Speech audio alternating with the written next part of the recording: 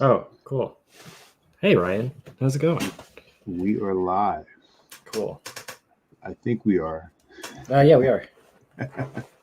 Okay. Nice. Okay, cool. All Um, right. So if Sweet. we're live, that means there's a bunch of people watching us right now. There's 52 people watching, apparently. Ooh. All right. It's So if crazy. we're live, that means. Oh, hold on. I'm hearing like an echo. I need to turn down. Hello, everybody. To start, I guess, so Ryan is going to be doing the Proko.com new timer tool, which is a tool where you can get uh, like your figure references displayed to you in I guess like 5, 10, 15, 20-minute intervals, and you buy packs on there to fill the timer. I honestly think it's actually a very cool service that I don't really know if there's one as good out there as what Proko is doing. Um, yeah, so Ryan's going to be doing some figure drawing, and I'm going to be talking to you guys and asking them questions and stuff. And apparently Windcrow downloaded my Procreate brush pack. Thanks, man. I have a Procreate brush pack on my Gumroad for anyone interested. Um,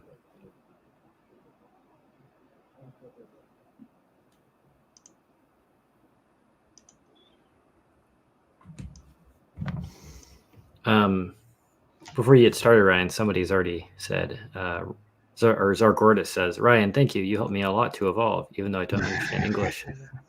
I don't miss your videos. Somebody's already said, Zargordis says, Ryan, thank you. You helped me a lot to evolve.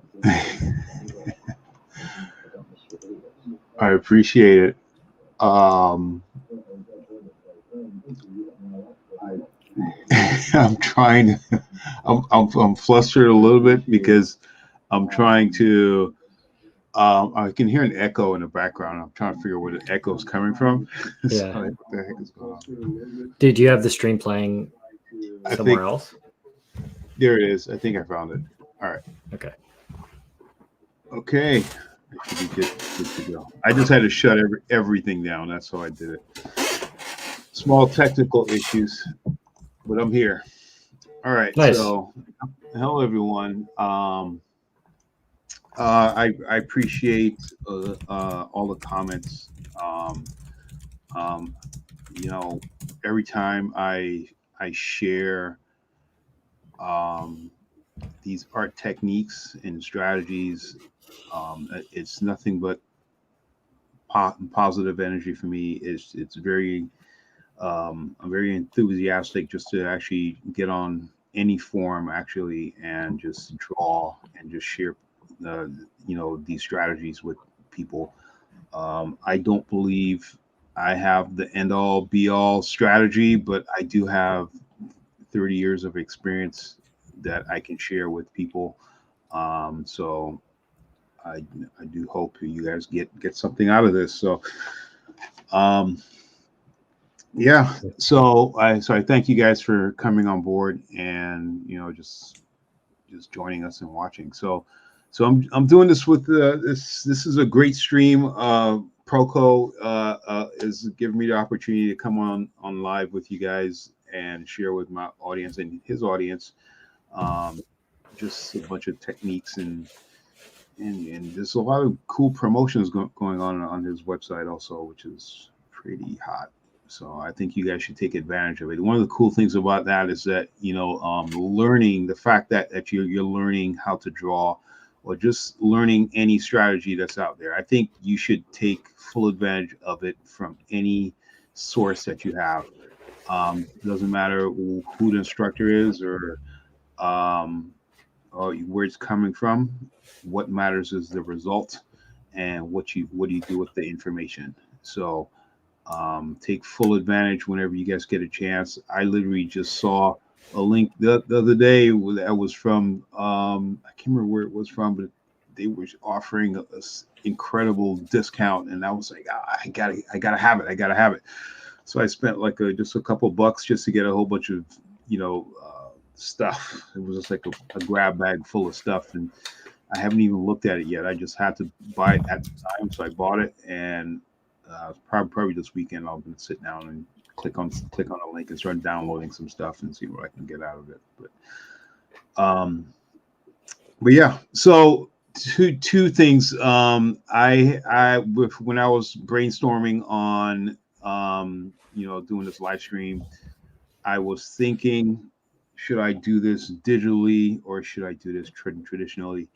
I came from the traditional camp where I did not have a Cintiq. I did not have a stylus. I didn't have a Wacom. I didn't have an iPad. I didn't have any of these things. Um, and I had to learn how to draw using traditional tools. And now today in 2024, we're already creeping up on 2024. Time is flying. So 2024 is coming up, and we have access to all these technologies. I just came from Lightbox. Lightbox is amazing, and just tons and tons of people there trying to learn, art from the digital side of things. Um, Today, as time progresses, and we're trying to develop our skills, and we're trying to plug it into the next technology and the new ventures that's coming up in front of us. um, um, it's very important to keep aware of your current skills and the direction that you're going, and what access do you have with the tools around you. And here Proko has one of the tools right here, which we're going to go over this in a minute. But it's very important to keep in touch with it. But it's also very important to not lose your ground game. Learning how to draw digitally is one thing.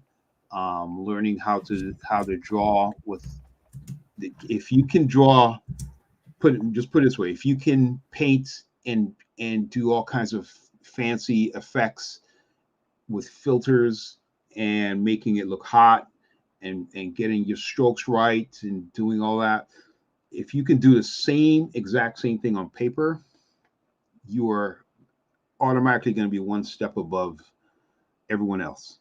So I like to always encourage people to do not ever give up traditional arts.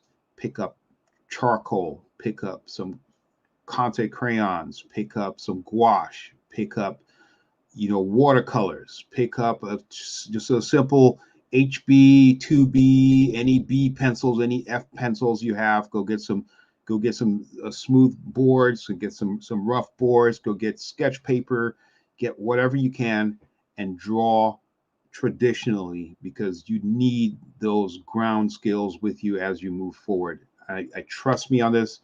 You will need it. So if you're young and you're trying to learn this game, and you're oh, I love my iPads and I love my Procreates, that's great. Learn from those things. Learn as much as you can, but don't give up your ground game, because your ground game is what's going to save you in the future. Because there's gonna come a time when a project might come across your lap, and they might require you to think a little bit differently, to think slightly different from everyone else, or it just might come up where it might not require you to do it, but you might go in that direction, and just going in that direction makes you stand out a little bit more than the rest of the artists in the crowd. So just trust me on this. I know what I'm talking about. I've seen it a million times. To this day, I still do it. But I chose to come on board, which if you guys have seen me at Comic Cons and all these other places, you've seen me use markers and pens and just kind of just knock out these art pieces. So today I'm choosing to do the same thing that I use with my traditional pens, my traditional inks. I'm not going to ink today. I'm only going to do pencils. But my traditional techniques, I'm going to do it on the computer right here in front of you guys. So I'm here just playing around, and I love some of these brushes. Oh my God, these are some of the brushes that I actually downloaded from the Proko store. So if you guys have a chance and you want to look for some new tools, some new brushes, Proko has. You can actually go to the Proko store right now and you can check out a ton of these different brushes that they have on there. So you just have to just dig around and see what you like, test them out, and see what works for you.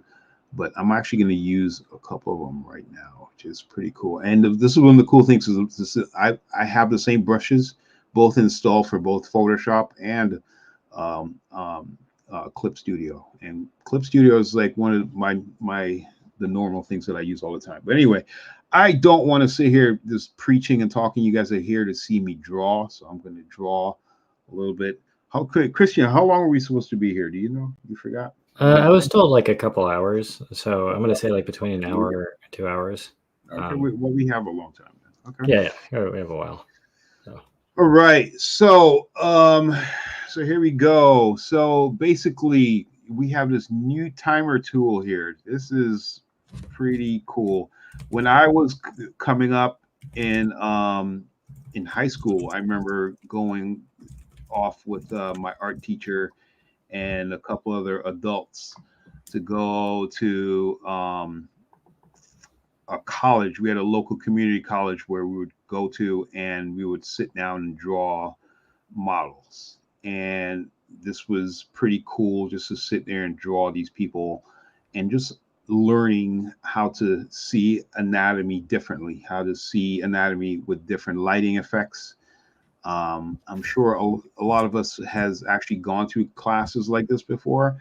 Um, and this here gives you a really quick access to the same thing you have in these classes, but it's at your fingertips. You don't have to, you don't have to go anywhere. You can literally just sit on your couch and do this, which is pretty cool. So I'm gonna show you guys a little bit more of these things. This here is pretty cool. Let's just grab the first one. So basically, how this works, you pick the package you want.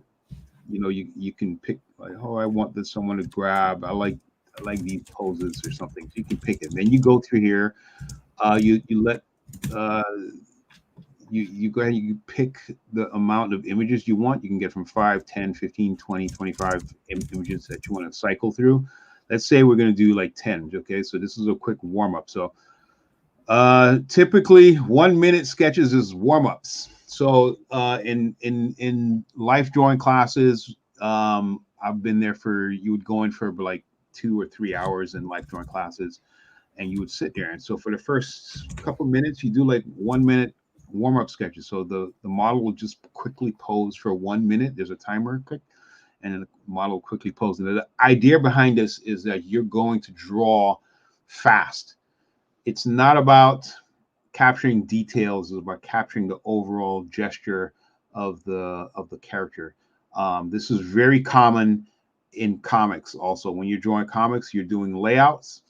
You're reading a script, and as you're reading a script, you're trying to quickly capture what is this character doing. Is this character swinging, punching, standing, walking, running, whatever the character's doing. You're trying to capture that really quick with really fast lines and just get the overall sense of what the character's doing, where the character is in 3D space, and how many characters are in one panel versus the next panel. You have to think about camera angles and all these different things. And this is a really cool way of expressing it right now. So here it is. So we're going to start doing 1 minute sessions, and here we go. So you can see me do some quick warm-ups. So you click on this, and there it is. So right now we have a minute. I'm just going to cycle through. So basically, when I'm drawing something like that, I'm trying to think of the overall character himself. So I'm just going to quickly get a sense of, okay, where are things going to fall? I'm not concerned about detail.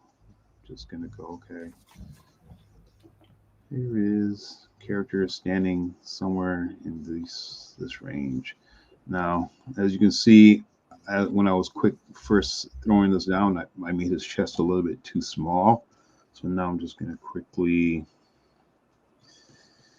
get a sense of where's his body going to stand. And you can adjust. But as you see, right, what I'm doing, I'm moving really fast. And oh, that was a quick minute. That was the quickest minute I've ever been. Jesus Christ. All right, here we go. So I'm gonna do them smaller, just so you can have a sense.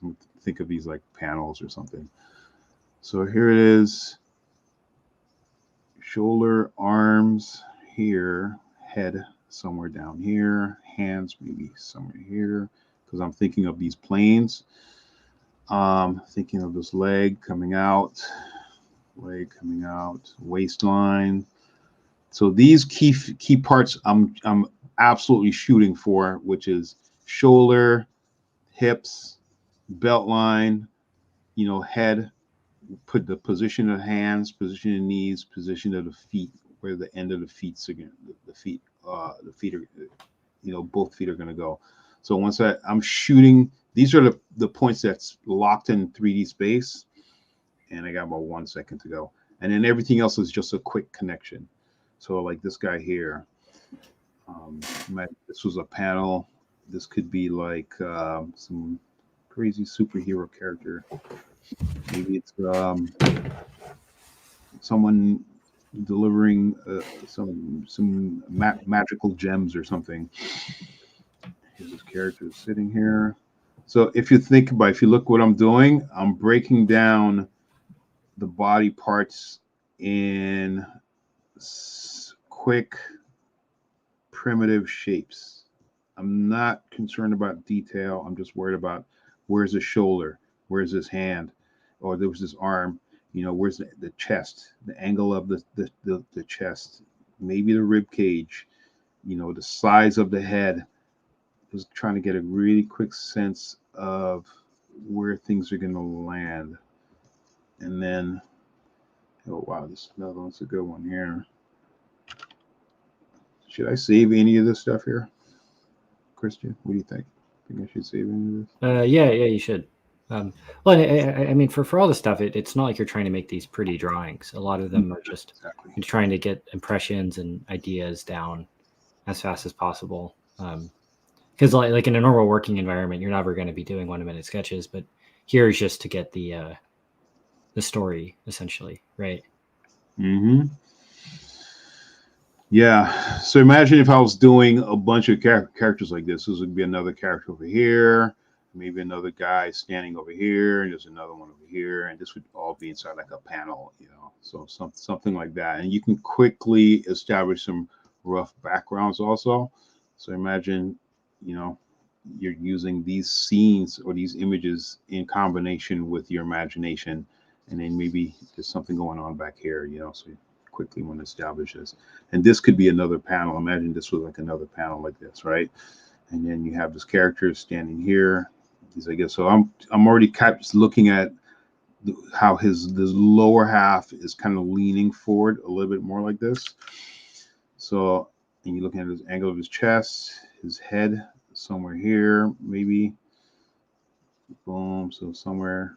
So I'm thinking of it in giant chunks. That's how I'm thinking of it. So I'm thinking arm here. Boom, boom.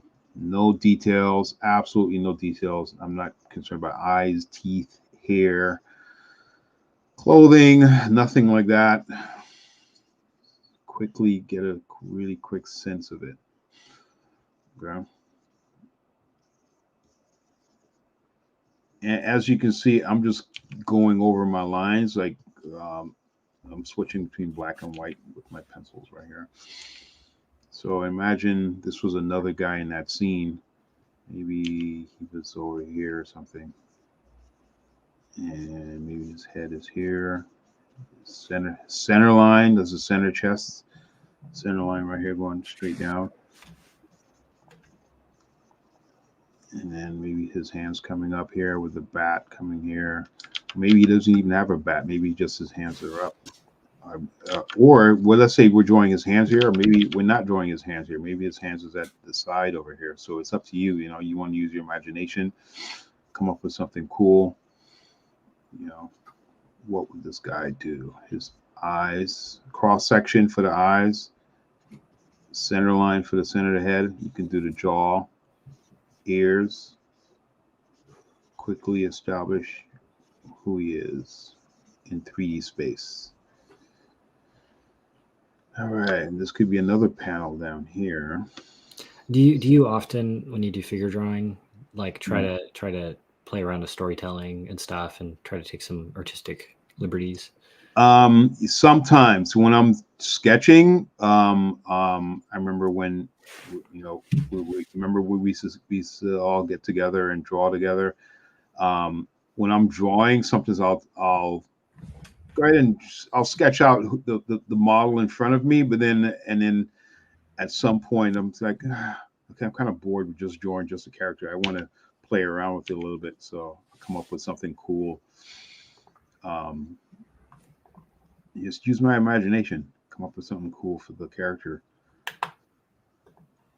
Just make it this could be one guy back here. See, so how many more characters we have to go through with? Oh, we have 3 I'm more. pretty sure you chose All right. 10. Yeah, so here it is. I'm making sure I'm going to squeeze all these guys into a page, make it look like it's a comic page. This is not a pose that you want to do for a comic. Sure. Let's do it. All right, let's just figure it out. Let's say I'm using maybe, okay, she could be a character back here. So I would probably use her legs, right, the way how it's coming out like this, and then improvise on the rest of the body. So her legs would be coming out something like this, and then maybe I could lean her out this way, and then maybe play around, because maybe she's, you know, maybe there's chaos going on in the background or something, you know, and there's all these things going on back here. And then she just kicked this character and the character just goes flying out or something. It could be something like that. Now this guy is like, how many? We have 2 more to go. Okay. Yeah. So I'm just trying to squeeze both of these in the last panel. So imagine this was a panel, right? So all right, here we go. I'm just gonna go. I'm gonna rock with this. Yeah, I mean, you know, the academic way of doing this stuff seems pretty different fundamentally from the like illustrative comic strategy. You know, like the academic stuff, you're, you know, trying to think of gesture and everything being correct. Where what you're doing is like focus way more on the story. You know, I'm doing a combination of both. There is an academic aspect to this. But then at the same time, it's very interpretive. You know, you're using your imagination, and you're trying to just come up with something cool. Oh, wow. Okay. So these are all random here. Yeah. How would I? Yeah. Yes.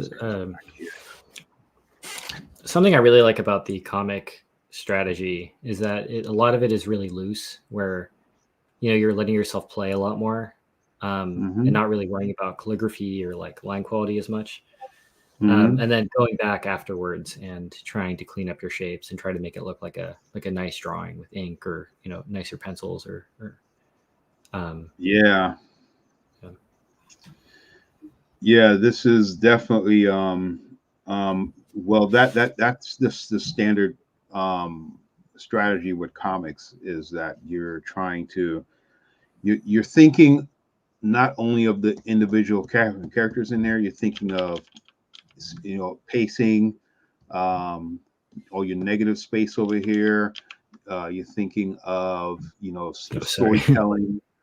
It's a combination of multiple things that you're thinking of at the same time, which is pretty cool. But as you see, I just did random. How many characters we did? 10. We did 10 of them. Yeah, I think so. And I just turned them into like a comic page. So, this is cool. I'm having fun with this. Is like good practice. So obviously, if you guys are having problems, if you want to challenge yourself and you're having problems with your storytelling, this is a good way to challenge yourself. I just realized this right now because I went through some mental hurdles just trying to figure this out. Like, oh, how can I incorporate this or tweak this or Yeah. tweak that? I think part of being an artist, I know part of being a comic artist is it very much leans on the creative side. You're not copying exact poses 1-to-1 100% of the time. Yeah. You can look at a character, you can get ideas from it, you can look at an image of a human being or let's say you're drawing like a pirate or whoever it is, and you can look at the reference material of the pirate, but you're not drawing it 1-to-1. You're just looking at it, getting the energy from it, looking at the pose, looking at the lighting, capturing some of the moves that it's incorporated in there that you like, and you're going to say, hey, I'm going to incorporate some of this into my own work. So Yeah. this is very much on that same level where you just Well, look and at poses like this. yeah, for this page, for example, or for that page, could you have gone back and comfortably have invented all of the rendering and all the inking? Like, could you theoretically turn that into a full page? Do you Oh, think? absolutely. Yeah. Absolutely. Yeah, this is easy. This is easy. I can turn this into a full page of something. This could easily be, let's say, here we go. Let's say this is, I could easily turn this into a panel here. That's a horrible box. All right, here we go. Let's make it better. Let's do it better. All right. What color am I on? I'm on this color. So let's say, no, that's not big enough. We'll go bigger. Let's go 15. Okay, that's decent. Now there it is. That's my panel. And I can go in and start drawing. Now, this pencil here is amazing. You see this here? Look at the kind of shading you can get out of this. It's all from the tools that I got from Proko.com, which is amazing. Look at that. It's like I'm using a real pencil. It's incredible. Yeah. Incredible. And there's another one I use too. This is another one here. This is another one right here. This one's pretty good. This one looks more like a marker though, how it flows. But I really enjoy this one here because this one here I can increase the size, I can decrease the size like this, and you still get a nice thin line, or I can increase the size and then start shading almost immediately. Are all those brushes default to Clip Studio Paint, or did you get them? No, these I downloaded these from Proko. Okay, cool. All these, the ones I'm using right now, I downloaded these from Proko.com. Did you get these from like the Lane Brown brush pack thing? Right? I think so. I think that's what it was. It was I'm pretty sure it's yes. I would say yes because it was. Yeah, I'm 99% sure. Yeah. So for anyone interested, it's the Lane Brown brush pack Photoshop Master thing on Proko. Yeah, these are amazing. So from here, I can go in and immediately start, doing breakdowns. Let's say like I had to zoom in or something, which I love zooming in. So, but you can immediately start doing your breakdowns even further. Usually what I'll do when I'm drawing, let's say, let's pick a character. Which character would this guy be? You give me a character. What are you thinking? Well, It's a guy. He's kind of standing here with his arms open. Well, somebody in chat said, to me, I'm getting the vibes of a martial arts tournament. A martial arts tournament. So okay, so let's say this is you like a martial arts guy, right? Okay, I'm just gonna make him So what I'll do from here when I have the layout is I'll go in and sometimes I'll lower the opacity on this just so I can, you it won't interfere with my pencils too much, but I'm still seeing what I'm doing. And then from here, I'll start immediately going straight into breaking down the muscle structures, right? Even though his head's getting cropped right here, I'm already thinking beyond that. So like he's not that important. He's sort of like in the and he's part of the scene. This is the most important guy because he's kind of probably coming. Maybe he is coming in and he has a knee up, and he's trying to kick him or something. That could be something I got. And his head is maybe turned this way. So that means I probably have to open his leg up a little bit. Player maybe move that hand like he's throwing a punch and then he just blocked it right here. That's good. That's a good interpretation. All right, so I'm gonna come in quickly, start knocking out more muscles. Right. Let's say he had like a shirt like open up like this, right? And then he had a belt. The belt right here. So from here, get a belt coming out.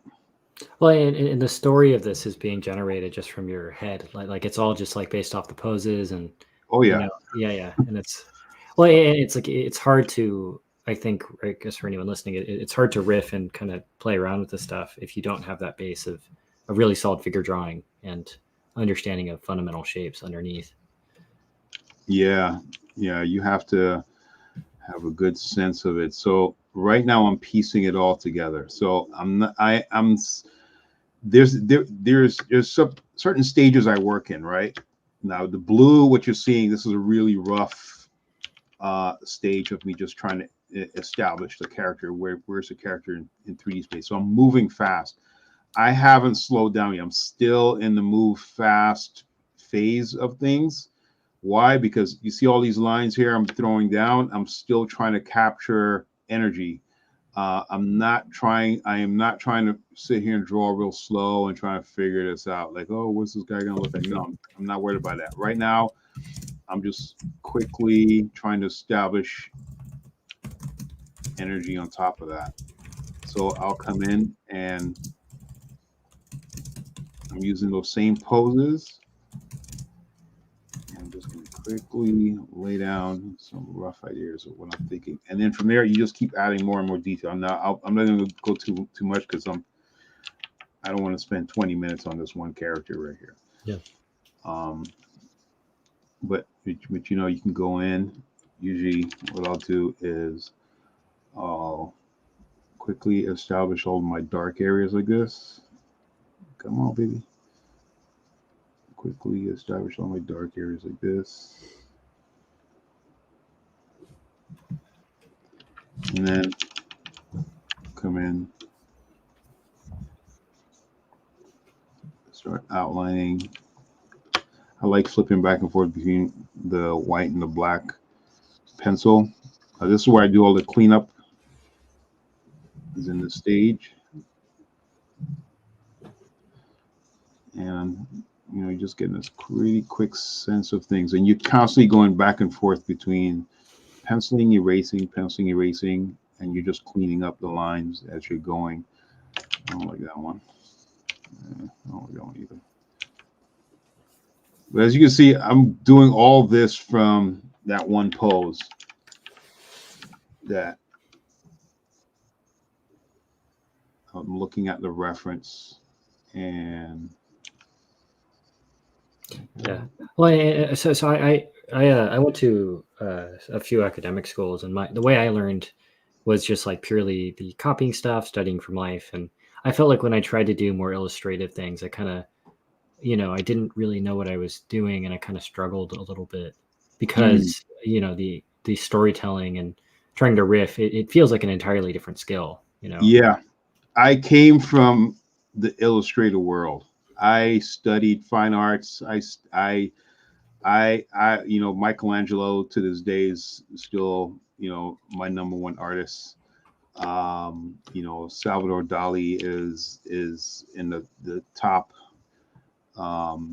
So these are the guys I studied from and I studied about. I went to the museums. I studied art history.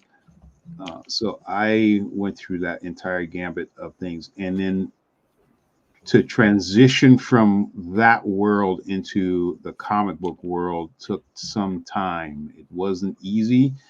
It took about 6 months of me practicing to figure it out.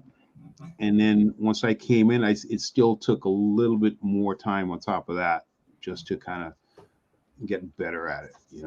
Yeah, well, yeah, and the struggle seems to be, finding that balance between studying the academic stuff and figures and anatomy and all that, and also just the, like academic or the storytelling side of it and trying to draw sick characters. Like I remember Jim Lee once saying that he really doesn't learn anatomy or muscles. He just draws what looks cool. Exactly. Yeah. Yeah, and I was really surprised at that because he's so good, Yeah, he told me the same thing. He was like, "Hey, I just draw what's cool." Yeah. I was like, "How do you do it, Jim? How do you come up with all this stuff? How do you come up with these angles and doing this?" And he was like, "Man, I just draw what's cool. That's all it is." But as you can see, how I'm adjusting, right? Yeah. I'm looking at the overall piece, and I'm tweaking as I'm going. I'm trying to get this to look right. For anyone with questions, by the way, I'm Christian in chat, so I'm responding to people in chat while Ryan is talking. So Heather asks, where's the reference? Ryan got it from the Proko timer tool. He did like a 10-minute session, 1-minute timer, and then put each little sketch as a little thing on a page. Super Sick just bought the course on Proko, by the way. Oh, cool. Yeah. Thank you, Super Sick. Yeah, awesome, man. But yeah, I bought some brush pens, Ryan, and I bought one of your super big Sharpie things, and I've been trying to play around with it. And I'm finding it's so difficult to think in just the 2-value ink stuff. It's like the jumbo Sharpies. Yeah, super. It says super massive, I think, on it or something. Yeah. I don't know, whatever. But yeah. I started off with those. I still use them from time to time. I've transitioned over to the Posca ink ones. Those are pretty cool. And why? Because I can fill them with the ink that I'm already using. So I just fill them in and just keep going. Yeah. Which is very much necessary. Yeah. But yeah, as you can see, I'm just throwing and just adding to it, tweaking as I'm going, erasing, adding, adjusting, making it look right. And this is all coming from this pose right here. Yeah. Going on top of it. And then later on in time, when you have your entire page done, then you just you send it off to go inked to get inked. Now this is how fast I can knock out pages. I can literally knock out if I wasn't talking and I was just attacking this, I would have this page done in about almost 2 hours, hour and a half, 2 hours. I could have all these panels done with backgrounds. So as you can see, it's just a guide for me. Like these rough 1-minute sketches became a guide, and that's how fast I can knock out. So how long was that? It was 10 minutes. We did 10 of them in 10 minutes. Yeah. In 10 minutes, I had a layout, and now I'm knocking out the page. So this is very, very good to use. You want to keep going? Yeah, for sure. Let's knock out another batch. Let's try doing. Should we do 10-minute ones or should we do? Yeah. Do you want to do a few 10 minutes? And do you want to talk about like how you would do like some academic studying? Like if you were to do a figure drawing class, like what would it be like? So let's do which one you want to do. You want to do? I'm gonna save. I like this structure one, so I'm gonna save this one for the longer Okay. ones. Yeah. Do you want to do? Yeah, like a gesture back. Yeah, let's do this one. That's This cool. one's these are the, I'm gonna do 5-10 minute ones, so that's a long time. Yeah. It's almost an hour. Yeah. Well. Yeah. Wait. Ryan. Oh, wait. Where was this? Uh, Whoa. Yeah. Oh, no. oh no. I mean, Yeah. go away. End section. And section. Okay. I'm gonna. No one saw that. No one report us, please. Wait, I thought these were not supposed to be Okay. there. I'm gonna raise some stink. Oh, All right, it says nude on the thing. oh, it does. Oh, I'm Okay. sorry. I apologize. Yeah. Okay. Yeah. I'm sorry, Okay, guys. 5-10 minute ones. All right, here we go. I'm going to do 5-10 minute ones. Here we go. Yeah, here we go. Perfect. All right, here we go. Where can I get good sketching brushes for Photoshop and Fresco? So the one that Ryan is using right now is the Lane Brown brush pack on Proko, which I recommend. But there are plenty of free ones on, if you just Google it, you should be able to find some good ones. I like Almetal Dory's brush pack quite a bit on his Gumroad. Damie King asks, does Ryan read any current manga? Does Ryan read any current manga? I haven't read manga in a while. It's been maybe 7 years or so. That's the last manga I read, because I just haven't had the reason to, because I've been so busy lately. Yeah. But I need to. Honestly, I was just in Japan, and I did get a couple books, so I'm trying. I'm gonna take the next couple, like 2 weeks or so. I'm gonna see what I can get caught up on, because there were a bunch of artists that were creating their own comics out there, and I happened to get their books, so Yeah. I'm gonna go read them. It's gonna be pretty cool. All right, so here, as you can see, what I'm doing, I'm thinking of the overall mass of the character first, right? Now I'm going to try to establish. I'm looking at the knee. Okay, this is something else. I like.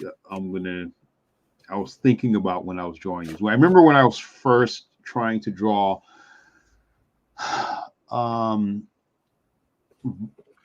like pick from pictures. This was back when I was 21, 22 years old, trying to figure this out, trying to draw from looking at a picture. And I used to try to be a super realist. That was my goal. My goal was to try to be a super realist in art. I wanted people to look at my art and they couldn't tell if it was a photograph or if it was, a hand-drawn picture. And that was my goal. So, the super realism, the hyper realism, I was shooting for that. I was trying to get in that realm. Comics took over, and when comics took over, it made me rethink. Rethink my strategies on how am I approaching, these characters. So because of that, I had to change the way how I was thinking. Now, what I was thinking before, how I used to think, was not just establishing the character like this, right? It was also, I would also look at the shading. I would look at, if you look at this leg right here, um, if you look at there's a bright area here and then there's a dark area over here. So what I would look at, I would try to look at that shaded area first before anything, before I even try to lock in the knee, before I try to establish, the back of the hips, before I try to establish the leg. I was always looking at it. So I was kind of piecing it together like this as I was going. And I was looking at large areas in specific shapes and looking at one area in conjunction to the other and piecing it together like that. And then eventually it would turn into like a giant piece. So that was my goal. And sometimes some areas was dark like this, and then the other times it was pretty light like this, and the other times it was even lighter, something like that. So it was a combination of these shaded pieces that have specific shapes in specific areas, and then I would adjust. I would get my eraser and then clean up in certain areas like this, and then adjust, and then erase, and then adjust, and then erase. So that was the strategy I was using before. Now, since I've transitioned over to drawing comics, I've learned to use that strategy last, or almost last, I should say. What I've learned to do is try to knock out the contours first, the quick gestural contours first, because that's going to establish the character in 3D space. Where's this character in this box that's sitting here on this invisible box that's sitting on this page. So I'm establishing the character, and what I'm doing to lock the characters in place are what I was just saying before, which is this. I'll be using the angles of the shoulders, the joints, the hips, the knees, the head, the elbows. If the arms are bent this way, where's the foot? Where's the foot here, over here, the knees over here? I'm using these to lock it into place, and then I'm going to try to make it look cool. I'm going to connect all these pieces together and try to make it look cool. So that's the strategy that I use whenever I'm trying to establish certain characters in 3D space. It could be anyone, from any character from Marvel, any character from DC Comics. So this another thing too in comics. When you're drawing comics, you're never drawing one-to-one. Some artists do, and they have a good way of representing it. But at the same time, you have to think about speed. You have to be able to knock out a character in this pose really fast, and then if there's shoulder straps, if there's some kind of neck brace over here, if there's a belt with some utilities on it, if there's going to be some strap with a gun over here, or maybe the character has giant armor and a giant helmet, all these things you have to worry about as you're piecing it together. So what I would do is try to lock in certain features first. Now, if you look at her thigh, like her not her thigh, her shin bone, this shin over here, look at the shape, the overall shape, it's actually moving like this. Let me do it on this tool right here. It's actually curved a little bit more over here, and then has a slight curve here at the top, because this muscle, this giant calf muscle, is being pulled down by gravity. So, and the way how she's standing, it's anatomically correct. In comics, you don't 100% of the time want to be anatomically correct. You want to be more anatomically entertained. that's what I could say it. You want to be anatomically entertained. Okay, so it's not necessarily about hitting it perfectly. It's more about, is this a cool pose or not? So here, what I'm going to do is I'm going to try to lock down what's a cool pose for this leg first. All right.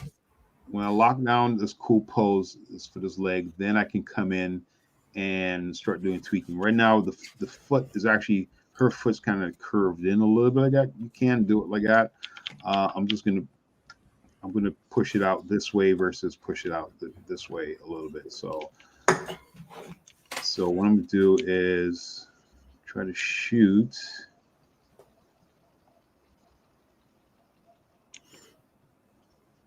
for, let's something like that.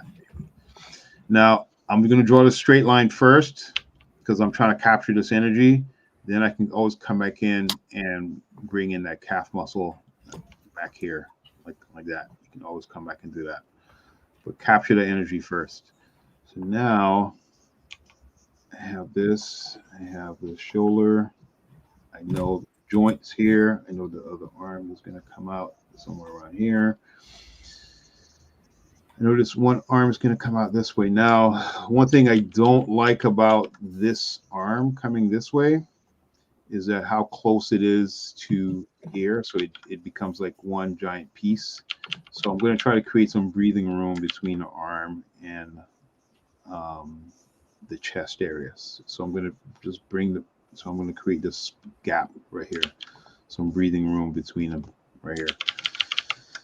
So from here, now I can play around the hand, pull this out a little bit. Now these are just my personal choices. This doesn't mean it's wrong or anything. It's just my personal choices on that. All right, so here we go. We got another 10 minutes. This is all warm up. This guy here, he looks like someone standing here like this with a shield. So you kind of could maybe do something like that, maybe. Okay. So, okay, so when I normally teach, I try to tell people this. Try to tell people, establish your upper part of your chest, establish the lower part, the pelvic area, connect it, and then you can build from it. Now, this is drawing from imagination. If you're, drawing from referencing, I would go slightly different. I would try to knock out the larger pieces first.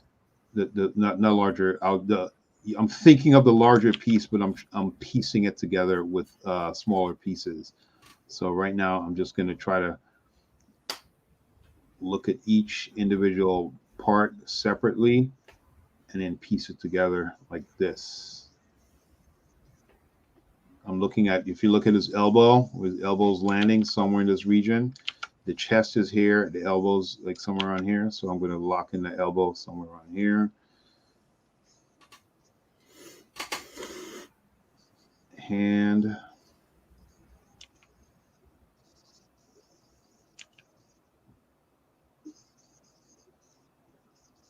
Head. His neck, jaw. Ears.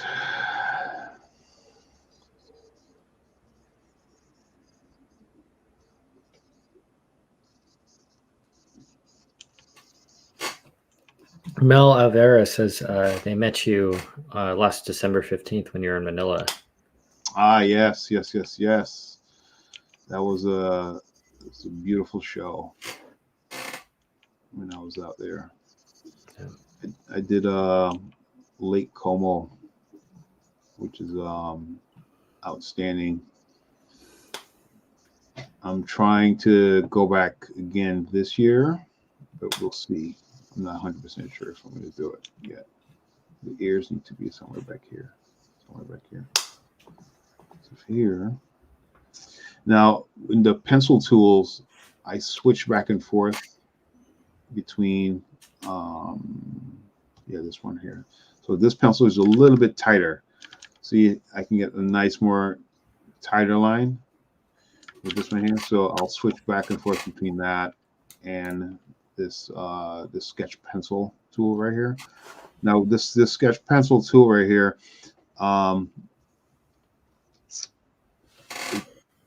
it feels like a real pencil, like I'm actually, drawing with an actual graphite pencil, which is kind of amazing. Like, but if you think about what I'm saying right now, if you look at what I'm doing with the pose, like I am not thinking one-to-one. I am thinking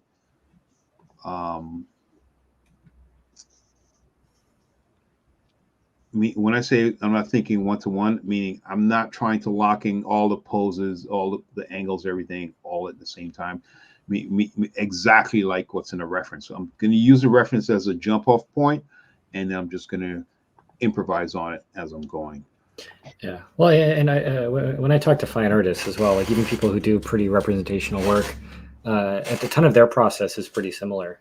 Like Yeah. Like for Western artists like Mark Majori or whatever, they're staying pretty faithful to it, but they're filling in a lot of stuff with, their interests, what they like, what their background is, what their clients are asking for. And, I think it's one of the big reasons not to like put all your points just into figure drawing.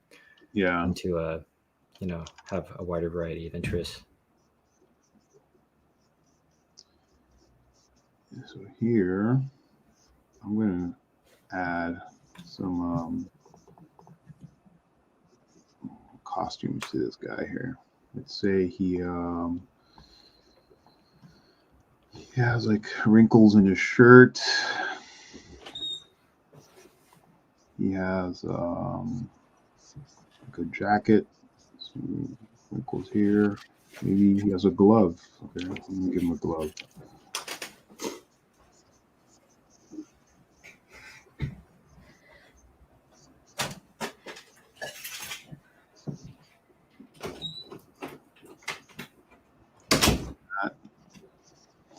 Maybe give him this helmet. Do this.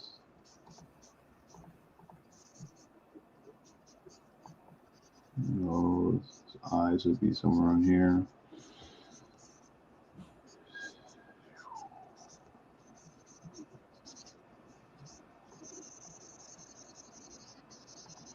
Just make it all dark in here. Yeah. Looks better. Make it all dark.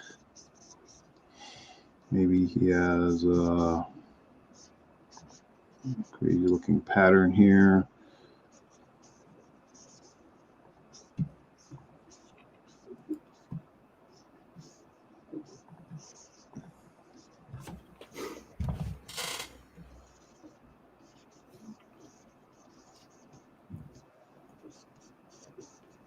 For anyone that wants to learn more from, or at least draw from imagination more, do you have any recommendations?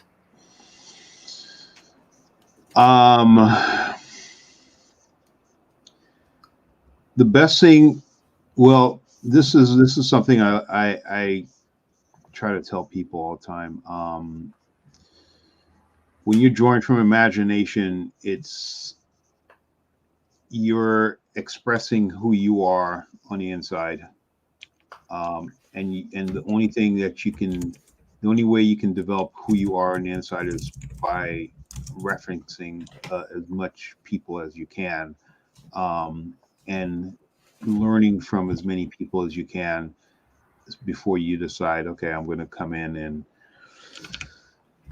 I'm going to turn this into a cool character, blah blah blah, this and that, because you need to soak in as much information from outside information from as many sources as you can. So as you're drawing and you're trying to come up with something cool and from imagination, it's only going to come from what inspires you. What did you look at when you were growing up? What are you looking at now? Where are you getting your sources from? What makes those creative juices go 300 miles an hour in your head? What is it? You have to figure that side of it out before you decide, okay, I'm going to come in and start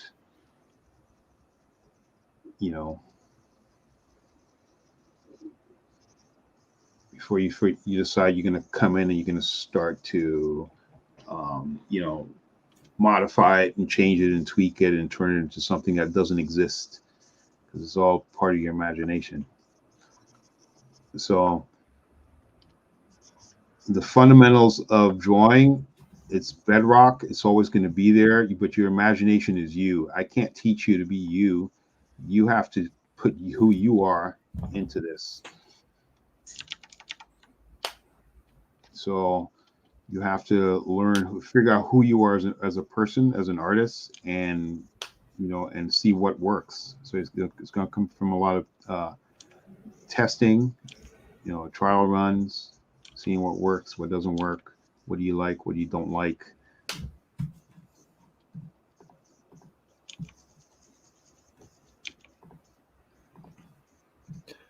So Thomas just bought the course on Proko. Cool. Thank you, Nice, Thomas. thanks. Yeah. This is like a long 10 minutes. I feel like I should have had this done already. You have 30 seconds left. So. Oh, okay. Yeah. That's probably why. It's really close to the end.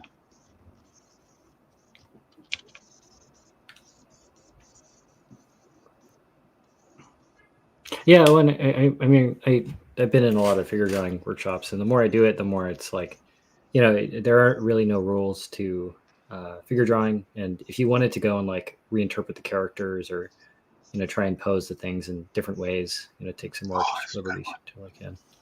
That's a good one.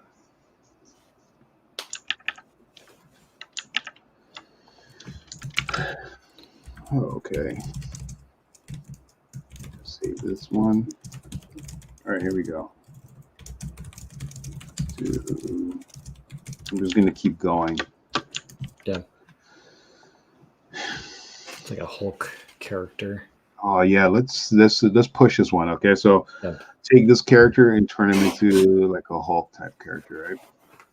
So let's imagine his muscles. Like I said before, you can take this into two directions, right? If you look at his mask, look at the center line, look at the angle of the chest, look at the hips, the hip line, look at the thigh. You can take it in this direction and really quickly try to establish, okay, where's this character? Where's the angle of his chest? That's one way of doing it. The more advanced way of doing it is to piece all this together without trying to establish the entire character first. You want to do it in pieces. So a little bit more advanced. That's how you want to do it, but it also works that way too. It's kind of a little bit faster, a little bit, honestly. Oops, that arm is way too big. See, this is the beauty about digital. I'll admit that. Yeah. You have unlimited undos. You can, no, I don't like it. Keep doing it. Just erase it. Yeah. There it is. It's better. Okay, so this is one way of doing it. Okay. Then another way would be, I'll just do it on top of this so you can see. The other way is to just kind of quickly look at each individual part first, like this. And you're like, okay, I'm gonna, like, this is the more advanced way, because all I'm doing is I'm thinking of each part as its own primitive, like this, like that. It's another primitive here, and then this is going to be another one over here. I'm thinking of it like that. Okay, and I'm placing a bunch of primitives in 3D space, but I'm not drawing the primitive. I'm just thinking of it as that. What I'm drawing is the areas: shoulder, chest, abs, lats, so I'm thinking of all of these areas in like large chunks. Another way of looking at it is by the lighting. I can break this down with lights like this. I'm thinking of not just the muscle structure, but I'm thinking of the lighting too. Like, say if I was drawing like his chest, I can come in and say, oh, look, there's a line here, and it's going to be dark over here. It's going to be bright over here. But I'm not just going to draw a line. I'm going to do something that looks closer to what's there. So I'm going to think of it like the lighting, like that. Break it down like that. Now that's in this. Now what I'm doing is I'm just quickly establishing the large shapes in space right now, and then I'm going to come in later and modifying it like this. So I'm going to quickly establish the elbow. I have a few questions from chat if you want to answer them. Yeah, go ahead. I'll go on by one. So Damie's asking, Ryan, is your course complete? I'm wanting to buy the Marvel one. I responded with, it is complete, and we do plan on doing something else at some point that's more complete. Yes. So it is complete. Yeah. We were also thinking of potentially adding some more stuff to it at some point, but well, we'll see. Yeah. Super Sick asks, do you teach traditional and digital? Yes, I do both. Yeah. The course though covers mostly, it covers only traditional stuff, but yeah, may or may not do a digital inking section at some point. So Anime Boss, oh sorry, go ahead. No, go ahead. Anime Boss asks, what's your favorite art piece, Ryan? My favorite art piece of all time, or just yeah, I guess so. Within the past week, because it changes all the time. There's tons of different artists. It's just amazing. My favorite art piece, my latest favorite art piece, probably.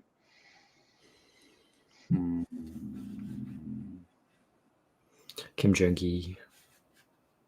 Yeah, well, Kim's always out there, and I was just on online looking at the new museum that they put up for him. So I was admiring that one and I was looking at some old videos of him. I was just doing it yesterday. Looking at some old videos that he did about 3 years ago. So, Proko says clock's ticking, by the way. And, the clock's ticking. Yeah. Okay, stop thinking and draw more. All right, so this is what I'm thinking. What I was going to do, I'm going to show you how I'm going to convert this into like a Hulk type character. Okay, so imagine just all I'm doing is drawing the same thing. I'm doing the same muscle structures. I'm just doing it bigger. So imagine this was Hulk, and I'm trying to draw the shoulder. I'm not just going to draw it tiny like that because Hulk is not a tiny guy like that. He's a lot bigger. So what I'm going to do is I'm going to just think a lot bigger. The center mass is there. It's not going to change. I'm just going to make it bigger. Okay. So what I'm going to do is just think a little bit bigger. And he has like big, giant, round chest. He has, large back. He has, his belt line is still in that same area. His traps are going to be here. His neck is going to be here. The head is going to be somewhere in this region. This shoulder is going to be huge because he's a big, giant guy. So he's going to be gigantic over here. The biceps is going to be huge. So I'm going to draw through it like this. Draw all the way through. Then the elbow is still going to be in that same region, but I'm just going to make it bigger. So now I'm going to have this giant elbow, giant forearm, bigger. Everything's just bigger. It's all in the same area, the same general area. We're just making it a lot bigger. But now I have a better sense of where is this Hulk character going to be, and what's the size of his legs. Make this a little bit bigger somewhere on here. His knees are wide. He has like really wide knees. So you're thinking of this giant wide knees, giant thighs, and this leg can go hiding somewhere back here. So I'm thinking this giant forearm. Actually, make his shoulders a little bit bigger. Okay, so these. Really quick. This is really quick. Quick establishment of this character. Actually, this is so right now this is a good first pass. From here you can keep tweaking So what I would do is lower this and then just redraw it again, but add more detail to it. So basically add a little more detail.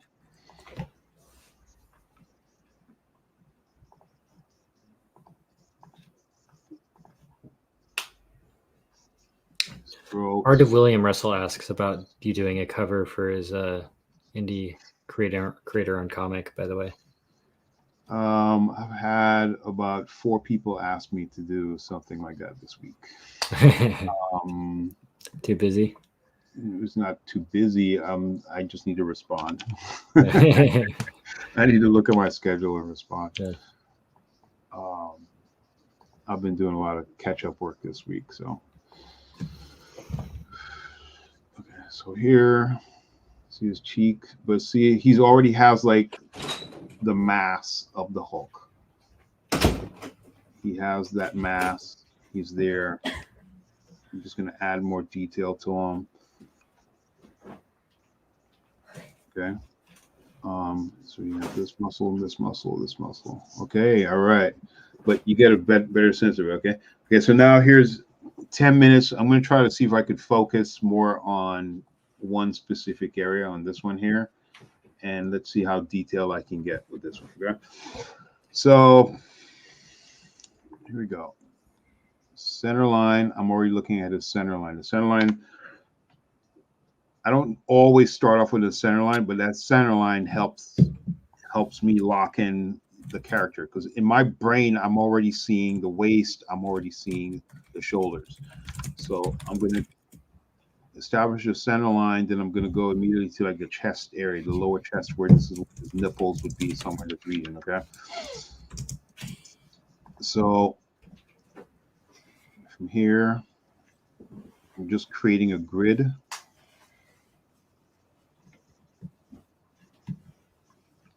Looking at the way how his body's coming through here, onto muscle, leg.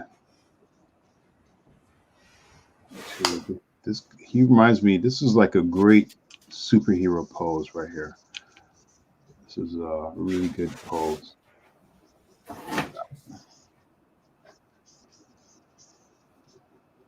Oh, okay.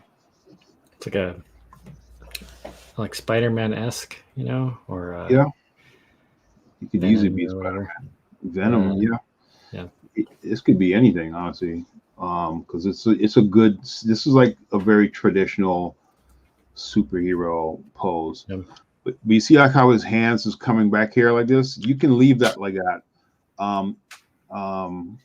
To draw the hand going all the way down here and then kind of keeping everything hidden back here, that it doesn't really do much for him. So what I'm going to do is I'll probably leave this hand here and then go ahead and bring this hand out. You know, you could do that, or you can even bring it higher. You can bring the hand up here and just bend the elbow right in this region, something like that. Because now you have something standing out. Is to hide the hands back here. It's a little bit, it's not necessarily a comic book thing. So I would try to bring it out a little bit more, just to push it more, a little bit more into like the comic book realm, somewhere in this region. So here I have a hand coming out like this. And since his hand goes off the page, I'm not going to do it off the page. So I'm going to bring his hand back here, just so we can have both hands in the frame. Okay, so now what I'm going to do is lower this. I'm going to create another layer. And switch my pencils. And I'm going to turn this into, let's turn him into. Somebody said it was Wolverine-esque. Wolverine? Yeah, I could do a Wolverine. All right, I'll do a Wolverine with his beer chest, okay? Let's imagine something like that. I'll make his chest a little bit more defined, though. Something a bit bigger. Something like this. I don't know why but in comics, you never draw the nipples. You just don't on guys or Yeah. girls, either one. But you just don't, you know. So, Logan time. Logan. So from here. So now I have the contours, right? Okay, I'm gonna go over stomach muscles real quick. I've seen this mistake happen too many times in comics. People are trying to draw every single muscle, and that's something you don't want to do. Okay, you just don't want to do that in comics. So what I like to do is just do an impression. So what I'll do, I'll quickly establish. Okay, where's this character's muscles going to live? Here. So I'm just going to draw like little niches, like little lines like that, you know, little things like that, just to quickly establish where is this character going to be, or where are these muscles going to be. Then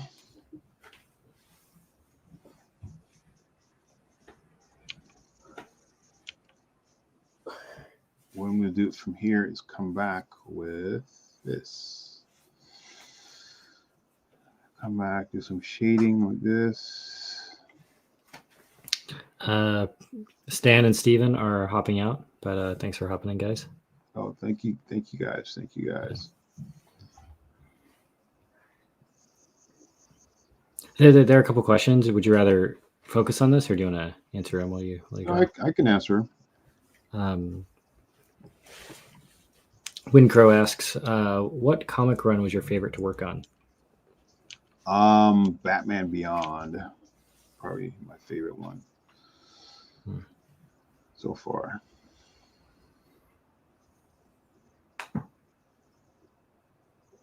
So for this, how much are you looking at the reference versus just like drawing it from imagination? At this point, it's all imagination from here, because I've already used the reference to knock out the angle. So from here, it's just all imagination. So, it's like I was saying before, for the stomach area, I'm not going to draw every single thing. So I'm only going to indicate certain areas like this. And then I'm going to try to quickly establish the shaded dark areas first. This. Thanks for hopping in, William Russell. And Super Sick asks, in your course, do you teach when to shade, cross-hatching, etc.? Yes, I do. Yeah. Now, so there are multiple courses that I have, and there's some of them that's coming out that you guys haven't seen yet. So it's all coming. So if you don't see it in this one, guaranteed it's coming.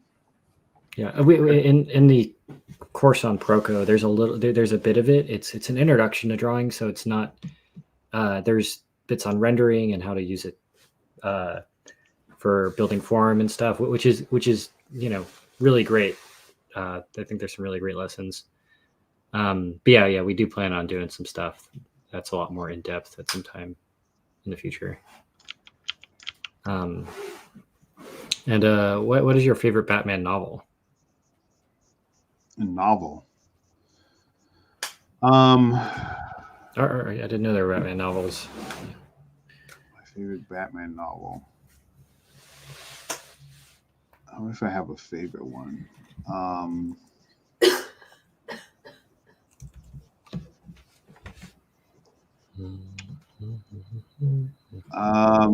That one came out of me to left field. I can't think of any right now.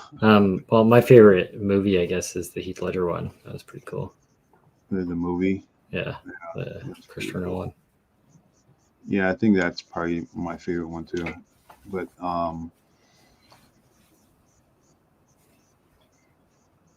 I have a range of stuff I love from the any Batman world. Hey! Why am I getting an alarm right now? I should not be getting an alarm. You have 1 minute left on this thing, by the way. Okay.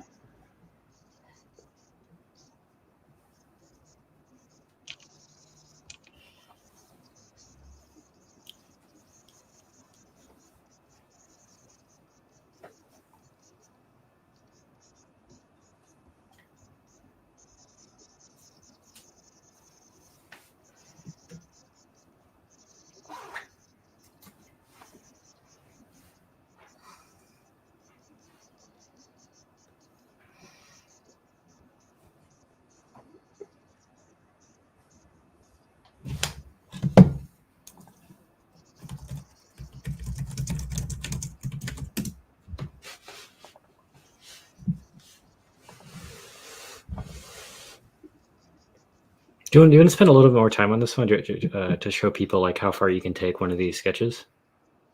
Yeah, eventually when we get to the the super long one. The 20-30 minute ones. Okay, cool. We have about I guess 40 minutes left in the stream, I think. Oh, we do? Okay. Yeah. So we have this is the last one, the last 10 minutes one, and then I'll do the next one. I'll do a full one. Okay, cool. After this one, I'll do a full one. Yeah. Wow, this one here is cool. I really like this one. All right, so here we go. 9 minutes, 9.5 minutes. So there we go. Man, she looks like the Huntress, doesn't she? Yeah, that's cool. Kind of like that's a really cool pose. Yeah, it's a classic comic book vibes. Yeah.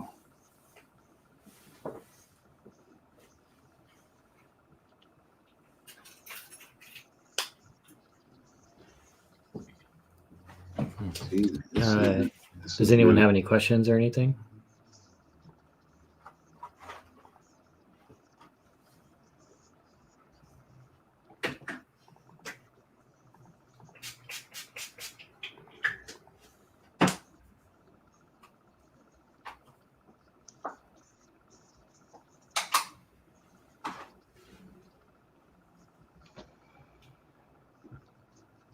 Watch this. I'm gonna improvise a little bit on this one. Nice. So here, her neck, her head is here. So I'm gonna pull her hands over here, and then we'll raise her hands up a little.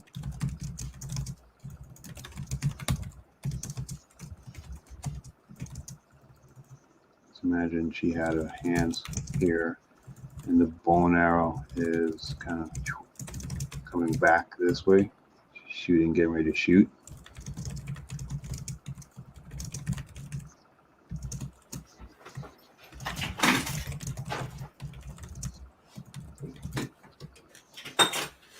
Okay, I'm turning into like an Amazonian. Nice. That's sick. Okay, so something like this, right? Now, lower that.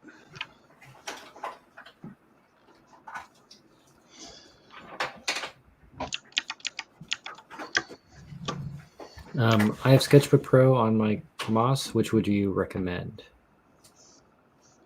Sketchbook Pro on what? Kamas, KMAS. I'm not sure what that is, but yeah, I'm not sure what a Kamas is. Is that must be a specific pad or something? Yeah. But I've heard good things about Sketchbook Pro. Yeah. Yeah, Ryan, do you use or do you use silhouettes mainly when you do pages to get pose and perspective?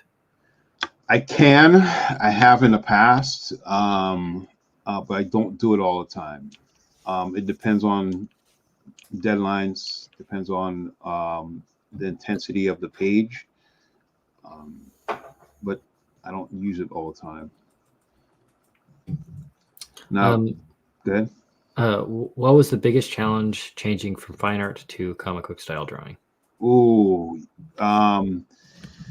biggest challenge was, there were a couple of them. The biggest one probably was learning how to transition from penciling like this, because as an illustrator, we want to pencil, we want to shade like this, and and then there are times when we're drawing, like we're drawing on a real piece of paper, we smudge it like that, okay? And that's what that's what I was used to. I was used to trying to smudge and try to get it as smooth as possible, and putting some lead on the paper and then smudging from it, and then going from one smudge to the next, and transitioning and creating this gradient value. The biggest hurdle for me was learning how to lay down the dark area and cross hatch from that, how to pull a bunch of cross hatch lines from it. I did not understand that for the life of me. It took me a long time to even get used to it. And I think what instead of me doing the smudge here, this smudge is now cross hatching. Okay, and so I had to cancel this part of it out and start doing this over here. That was probably the biggest hurdle for me. Okay. So now I have this character here, right? So imagine she's like this character here, and she's gonna have like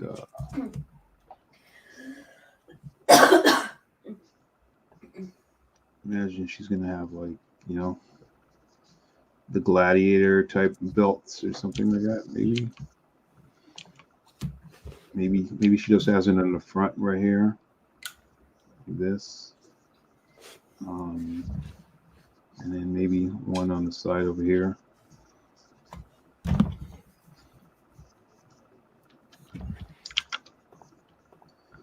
From here, I need to start to establish specific things. If you do that one, yeah, there we go. It's better. So from here, Super Six says clothing the figures where I go wrong. And I guess do you have any thoughts on that? yes. Okay. Now you see what I'm doing, right?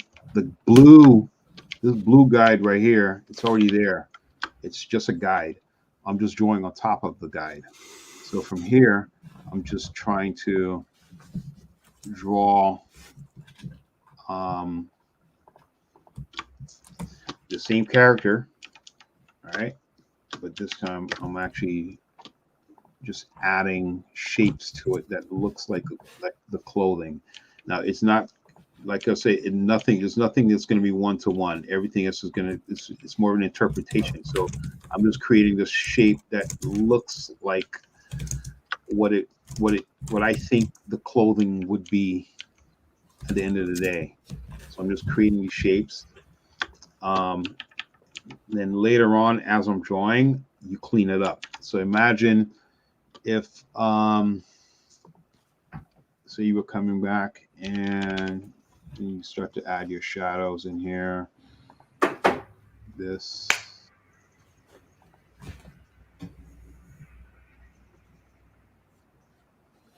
Actually, you know what to do? Make a shadow on the front. This.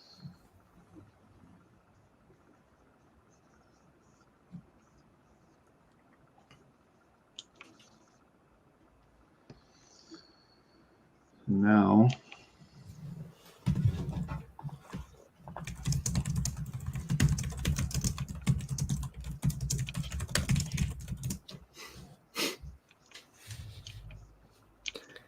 Kevin asks about your own comic, and I pointed him to Brothers Bond. Kevin who? Kevin Vasquez. Okay. I know about 7 Kevins. I just wanted to make sure if I knew this one or not. Okay. Zach Owak says, any tips for gesture? And I said, draw with your arm in big shapes. And I guess, is there anything else you'd add to that? What was the question again? Any tips for gesture? Oh, yeah, absolutely. Draw large, draw fast.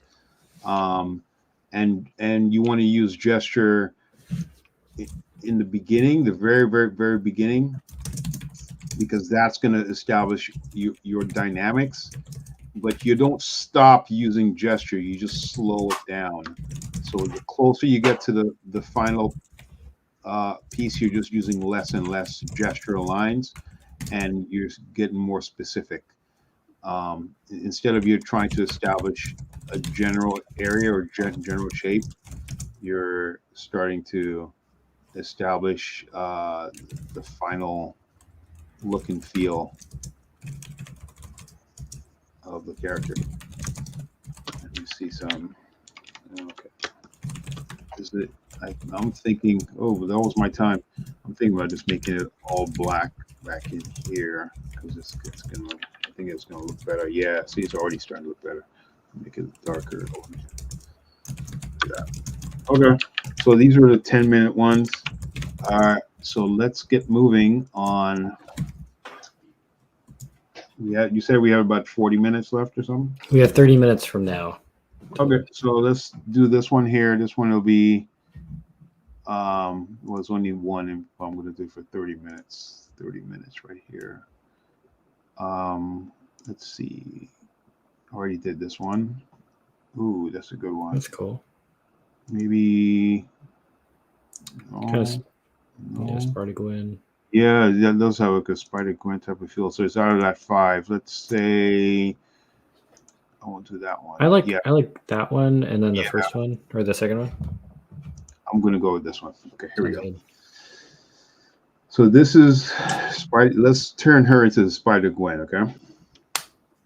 Yeah. 30 minutes. Let's see how far I can go. 30 minutes.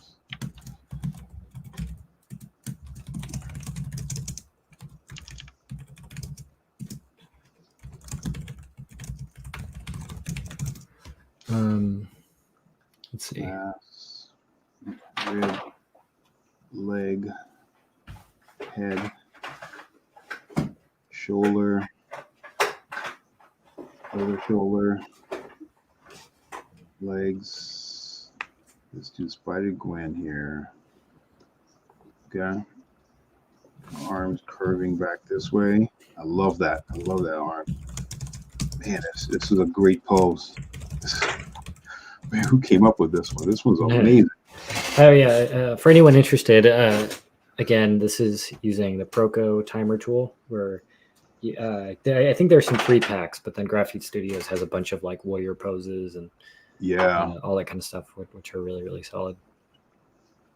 I think you guys should draw with me. Yeah. Draw with me. I think if you actually go in the description, there's a link where you can post images. So you can post it on the Proko.com forum. So go ahead and draw, and then when you're done, just go ahead and stick it in there. Just post it on there for me. I want to take a look at it, what you guys are doing.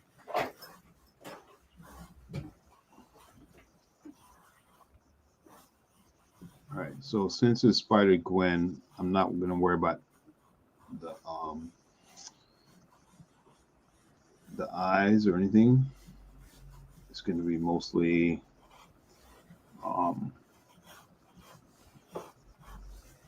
just the angle. All right, so fingers. So this should be like on the ledge of a building, something like that. That'd be cool.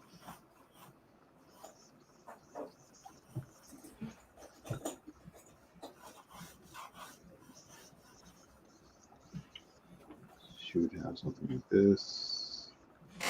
I'm gonna read a few questions. Yeah, go for it. Um, Okay, yeah, there we go. Damie King says, "Do you use specific light sources or what you want to look cool on a page with figures?" Yeah. So when it comes to light sources, I always default to top light.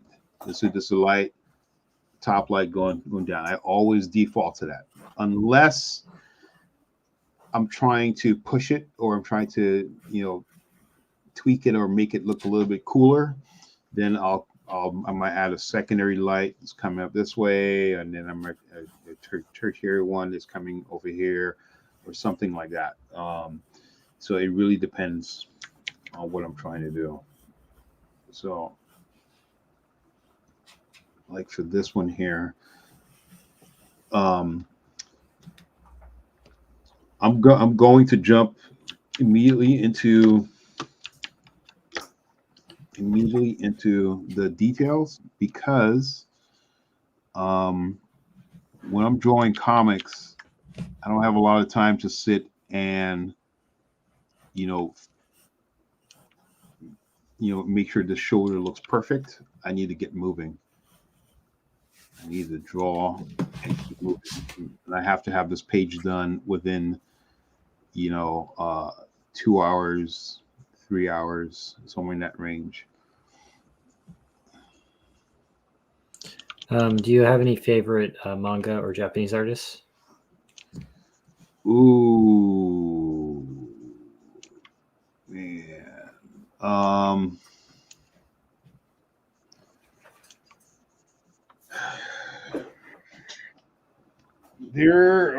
There's a couple of them I could think of right now. We have a video from a while ago on your YouTube channel that goes a bit into your favorite like Japanese artists and stuff. Yeah. I could link it real quick if you'd rather. Sure, go ahead. Yeah. Well, I just recently hung out with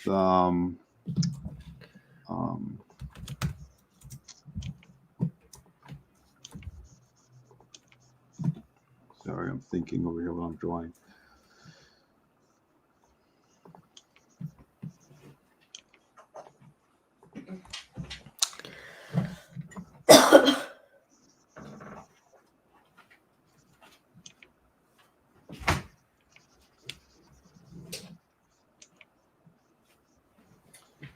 So, yeah, I just recently hung out with Yutaka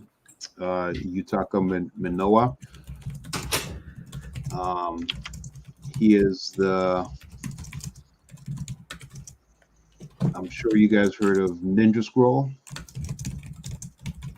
So he's the lead artist for that animation.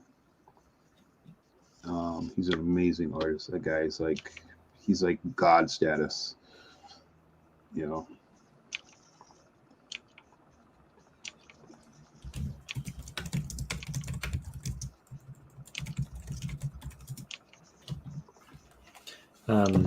Let's see.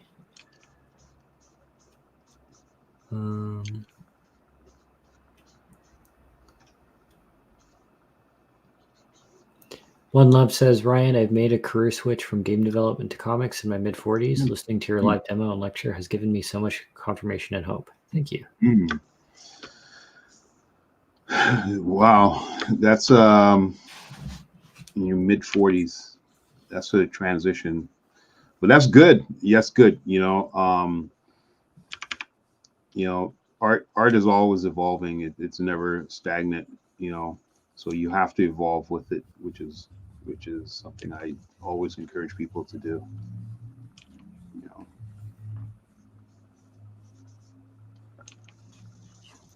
How do you get the proportions to come out so accurate? Did you have to train that ability?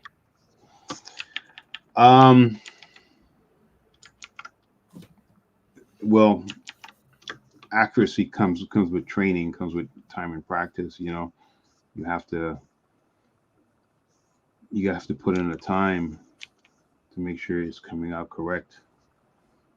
If you're not putting in that time, then it becomes it becomes a chore later in life. You know, right now I'm not even, this is, a lot of this is coming not from thought.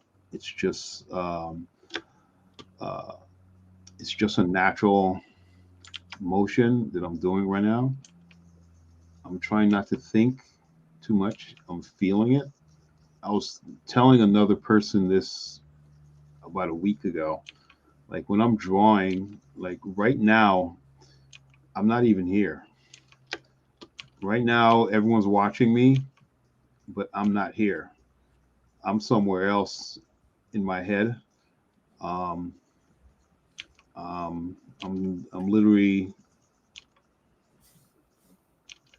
channeling some energy somewhere. I want to get too woo woo on you guys, um, but I feel like I'm not here. I feel like I'm somewhere else, and I'm locked into this space where I'm just creating. Like all these lines you see me throwing, I'm not thinking of any of this stuff.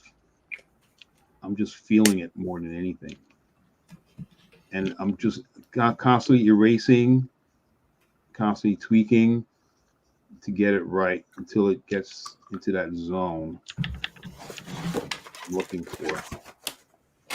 Now, I don't want certain things to um,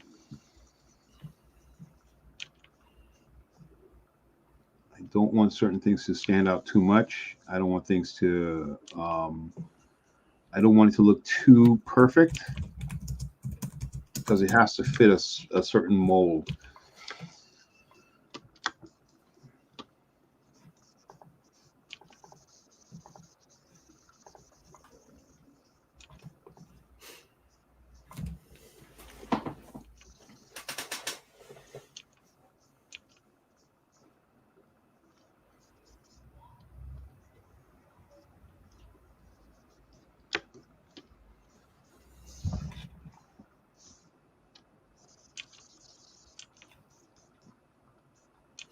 Um, how can I improve on panel composition to be more dynamic and cinematic?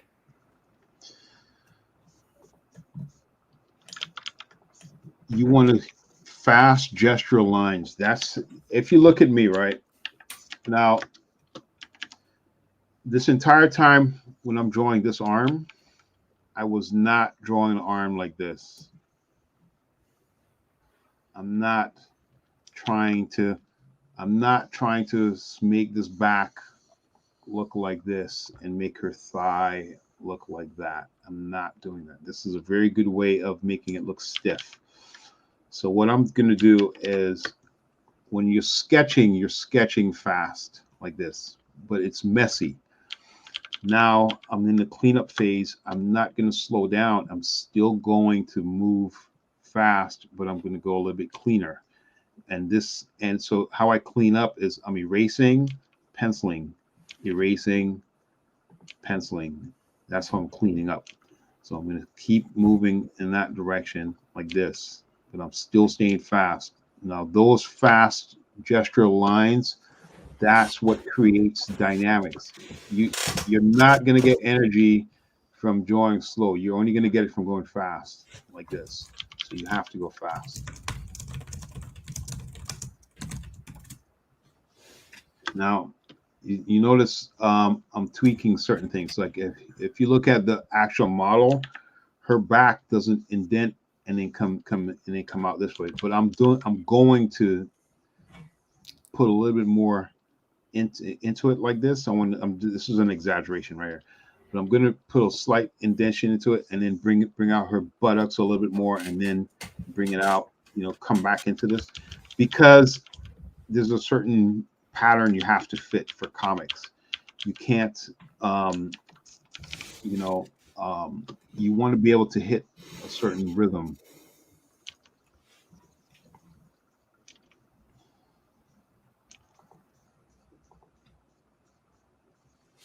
And certain key points you want to knock down and get it right.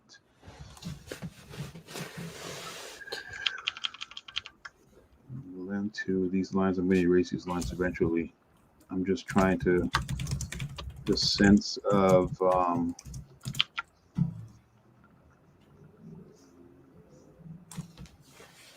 where this muscle is going to live, right in this area. I'm not going to change it too much.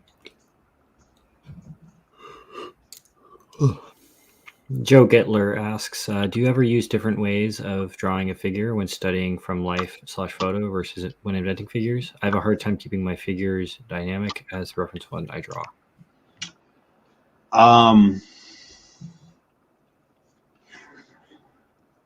Okay. So as I'm drawing, as you can see, I have the blue line already down.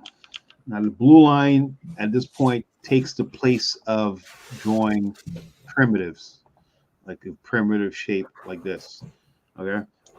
It takes the place of that. But I'm in my head, I'm still thinking this. I'm still thinking primitive. That's how I establish, the curvature of this leg, the curvature of that leg. I'm thinking these things. I'm not just looking at these fast lines and I need to come in and make it look smooth on the outside like this. I'm thinking, okay, this curvature on this thigh as I'm coming out here and I'm trying to draw this leg. So all these are pieced together. This is what helps me establish these elements in 3D space. Another thing I do is as I'm drawing, I'm going to flip it. Okay, so flipping it helps me see my mistakes as I'm going. So I like drawing, especially when I'm drawing it digitally. I like drawing in both directions. So I'll flip it like this and keep drawing, just keep working.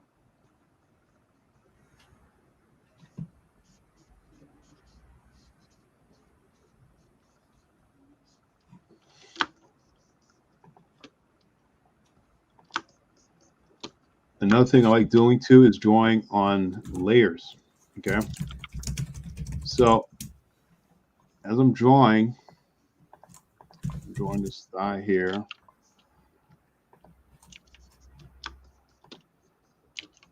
And you see how I'm drawing through the arm? I'm just drawing right through it.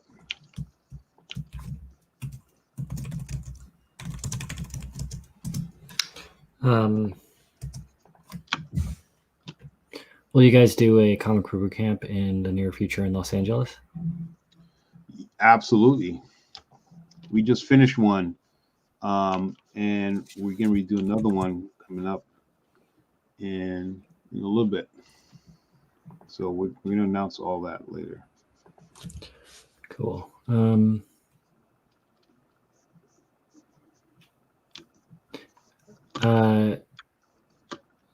Gannon got here late, so he's asking us, but how much reference do you use when penciling a book versus drawing for imagination? At this point in my career, I only use reference when I absolutely need to. For the most part, it's all imagination. Yeah. Yeah, because I have it in my head, and I have a way of tricking the shapes into or mimicking shapes to look and feel, like what I'm looking for. Like say if I'm drawing Arkham Asylum, how many times have you seen it? You've seen it a million times. You don't need to reference it. Just just draw something that looks similar to it. I remember Carlos Deanda told me this one time. He told me this years ago. We were drawing. I had to draw, I think it was Lex Luthor in like a giant armor. And he was explaining how he would draw it. And he was like, oh, I'm just going to draw big him in like, a giant suit and just make up, a bunch of gadgets, a bunch of facets and elements around him to make him look like he's in a suit of armor. It doesn't have to be specific. It has to be something that looks like that. So ever since I started thinking of it like that, I'm like, I see how he's doing it now. Okay, all right. So I started going in that direction. We all learn from each other. Okay. Now, see that? Flip it, just get a sense of it, flip it, and I have it on layers like this. So now, I can drop it down. Everything's on one layer. Now I have Spider Gwen coming in. Now, this shoulder here, I already did the layout, but I know this shoulder's here, and I know there's another shoulder over here. So I'm going to start drawing from here to establish that arm. And now I know that's what that arm is going to look like. I can erase the rest of it. Yes.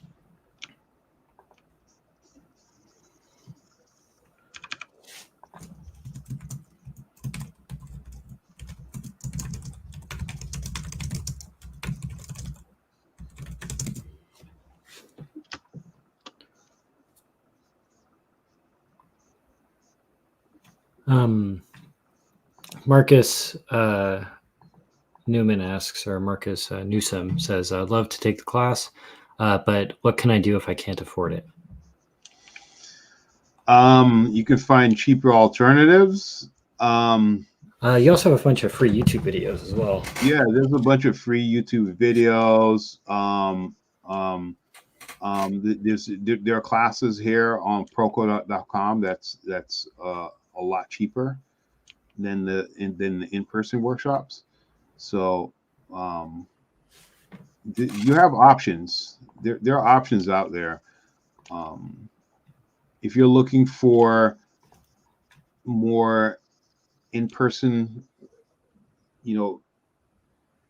feedback, interactions, that type of stuff, that there's just, if you have people around you that you can meet up with, that works all the time. Because I know sitting at home and drawing, it can get boring.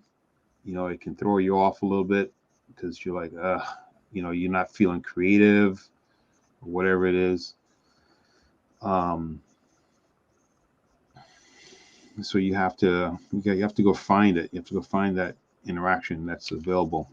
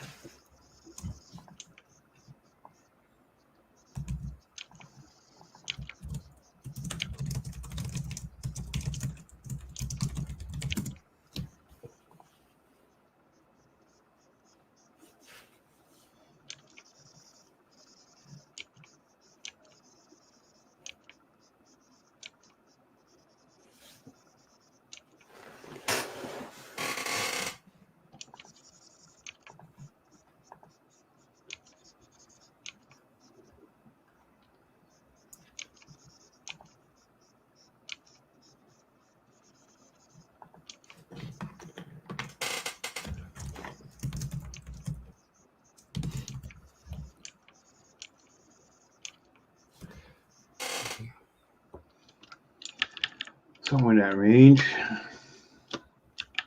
It's close enough. You can modify it later. We have 8 minutes to go. Yeah. So now I have established the basic shapes. Spider Gwen. Now I have that. Now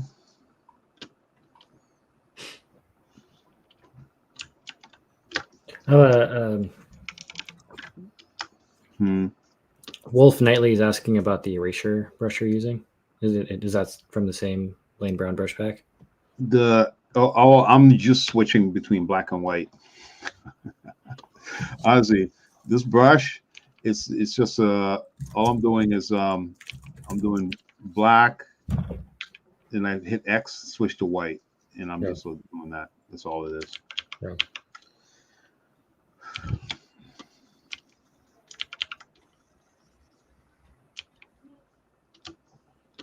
So yeah, it's all from the same pack.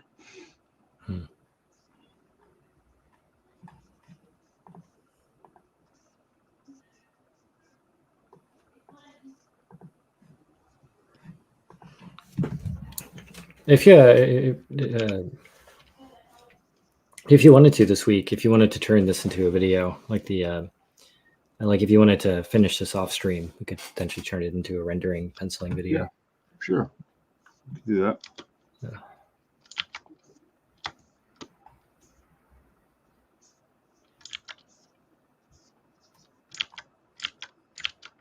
Come on.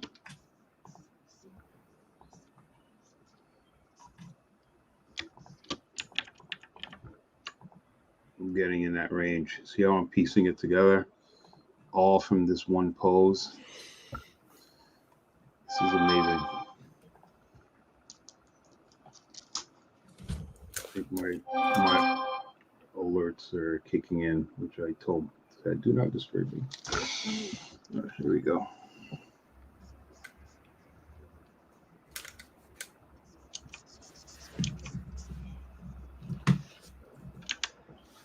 Now, I think I'm going to do a real quick search on the spider. I just want to look at her. Now, you guys asked me, do I ever use reference? And here it is. I'm about to reference her right now because I just want to look at her costume real quick. Okay, remember now. Can you quickly throw in colors as well, like some flats before we get off stream? Yeah. I could quickly do something like that. Yeah. So I have this, and then okay. All right, I remember now. Oops. So from here, I'm going to. Oh, wait a minute. How does this go to her? Oh yeah. Okay. So it goes from here, goes back this way. Goes this way. This way. This way.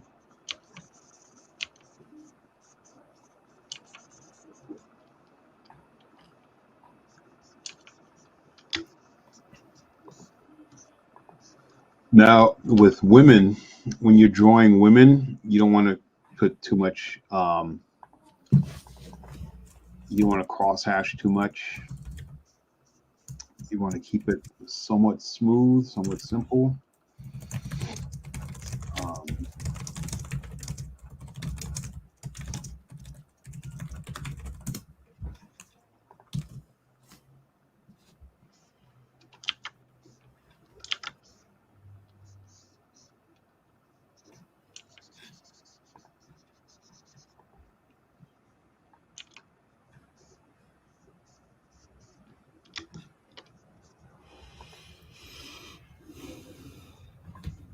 You were yawning earlier, and now you're making me yawn. Sorry about that. It's dark in here. It's okay. It's okay. Gotta do some push-ups or something. Oh, trust me, I want to do push-ups right now.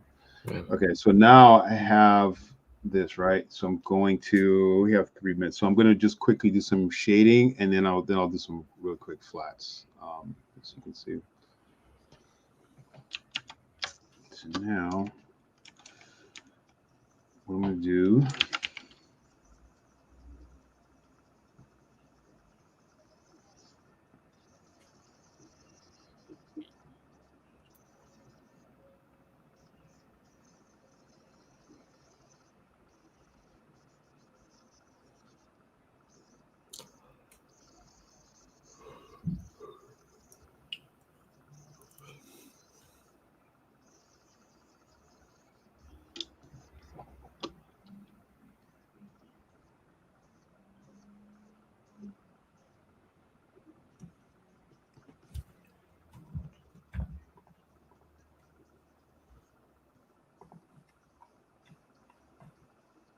Right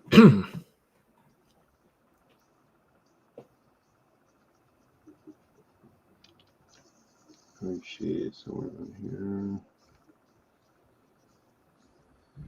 here. That's close enough.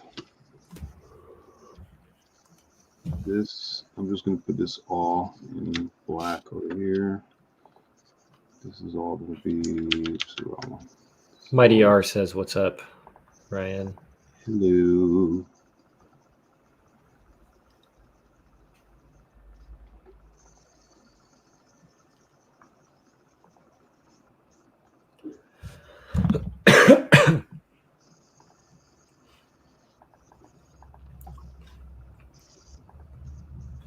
Okay. Now from here,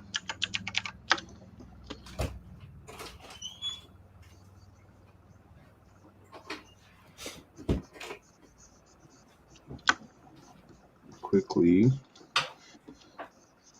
identify certain areas.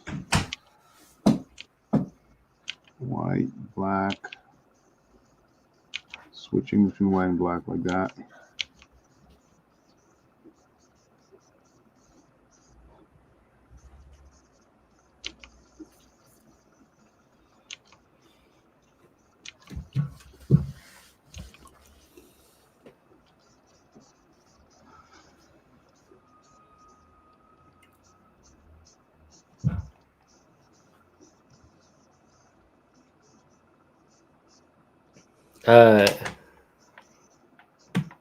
Yeah, for I Got guess a minute to go. 1 minute.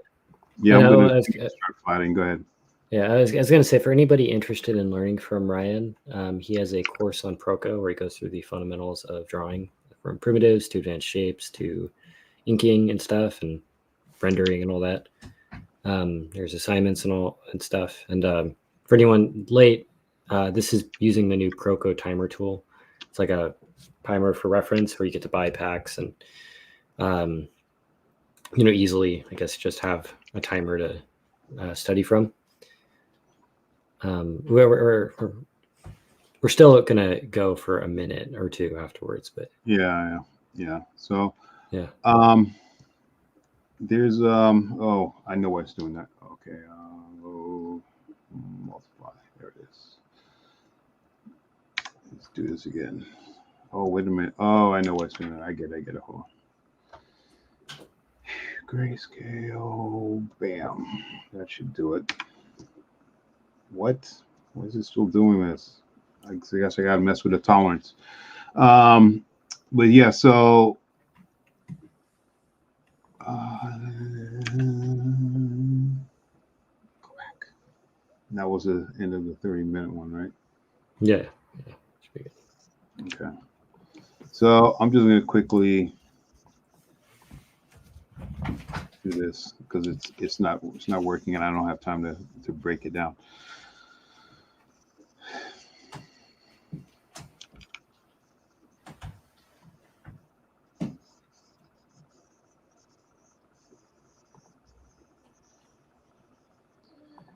It's really rough, really fast. Normally I don't go straight from pencils to colors like this, but For the sake of the video. For the sake of this, I'll do it content. for you guys, just so you can see. Like, okay.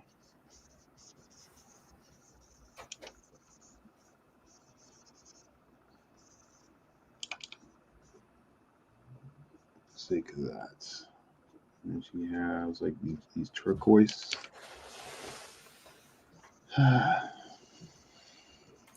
Some in this range. Yeah. And then everything else, I would probably start off with like a cool gray. That's too dark. Somewhere in this range. So I'll probably do something like this. A little cool gray like this.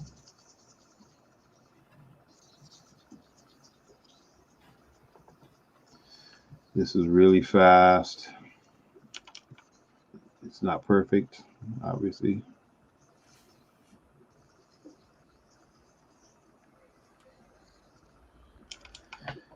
but you get a sense of it.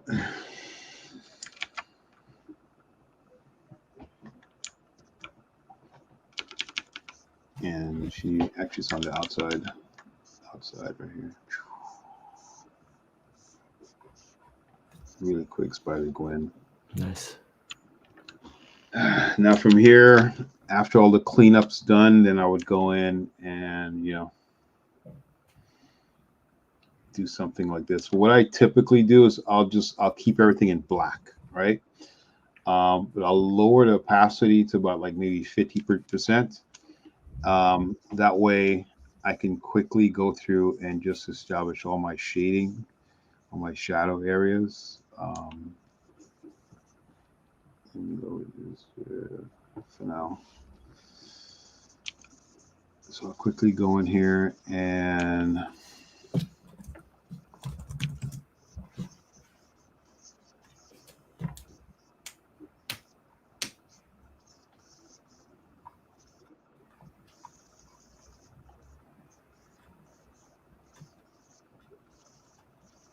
fill my shadow areas. I'm just quickly identifying it because we're practically out of time.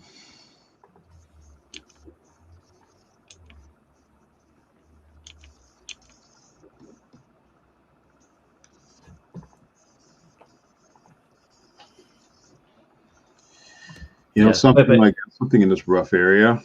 Yeah, but if you had time, you could easily take this into like a full link and full stuff. And, it's just it's pretty easy. Yeah. Yeah, but I really wanted to focus just on the pencils. Nice. Cool. But now you see the pencils are here. This is how I knocked it out straight from that pose. Yeah. If you ever want to mimic some of these lines that I'm using, trust me, go to Proko.com. Go get the brush tools that's there. The Lane Brown brush tools. Yeah, Lane Brown. I heard Proko had a hand in helping to develop it himself too. So. Yeah, he might have. Maybe I overheard wrong. I don't know.